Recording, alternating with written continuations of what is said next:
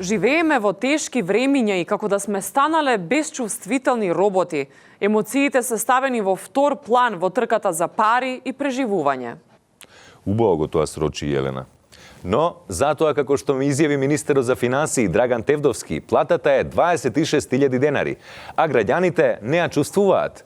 Но екипата на вчерашни успеа да најде човек која почувствува платата од 26.000 денари, односно 422,76 евра или 53.606,42 јени за оние кои што живеат во диаспората.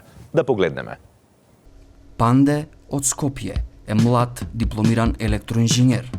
Колега, син, работник, но пред се човек. Тој е единствениот која почувствувал платата од 26.000 денари за која Тевдовски тврди дека постои. Ја бев у шок. Во шок. У шок?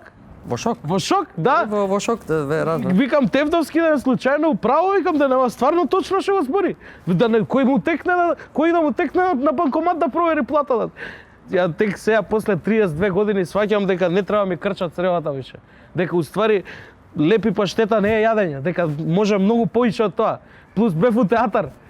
Во театар? У театар, И да. како? Па како се, не се разбирам ја многу од театри сега, да не ме сватат погрешно. Па не се разбирам Да, јас. да. Може Панде Може да да извадам. повлечеш втората плата, ние ќе почекаме дури Панде ги извлече парите за да нели заедно со него прославиме и да Само момент. се деси. Ето како Панде. Панде, дали е се окей? Па не е окей нешто, чекај. Нешто не е во ред. Да, и ете, Ми избаци картицава, бе. како ти избаци картицата? Па не знам да не валја, чекај, имам електронско Ајде да банкарство. провери затоа што малце глупаво викнавме кипа камери. Знам. Малце глупаво да не успее целото. Еј.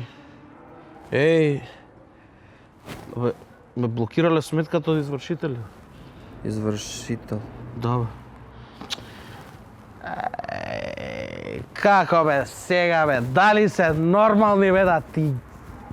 А вие, драги гледачи, останете сиромашни.